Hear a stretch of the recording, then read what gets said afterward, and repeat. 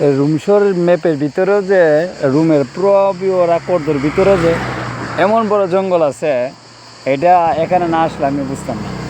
আসলে আপনারা দেখেন, মানে কি ভয়ঙ্কর অবস্থা। আমার কাছে মনে হচ্ছে ভয়ঙ্কর, জানি না কার কাছে কেমন লাগে। আমার কাছে এটা খুবই ভয়ঙ্কর মনে হচ্ছে।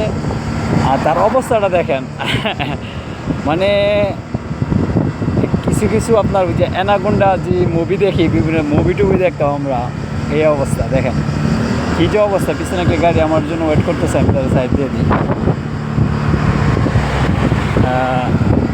এই হলো অবস্থা, কারণ এই যে পিছনে দেখেন কী অবস্থা। যাক, আসলে জঙ্গলটাই যে কি, আমার তো একদিকে ভয় পাইতেছি আর একদিকে ভালো লাগতেছে। বই তেমন না, মূলত ভালো লাগতেছে। আসলে এমন একটা সময় ইতালির রোম শহরে ভিতরে এমন সুন্দর একটা জিনিস দেখতেছি, সেটা অকল্পনীয়। দেখেন পাহাড়ের মতন, আবার এটা পাহাড়ের ভিতর দিয়ে রাস্তাটা করছে।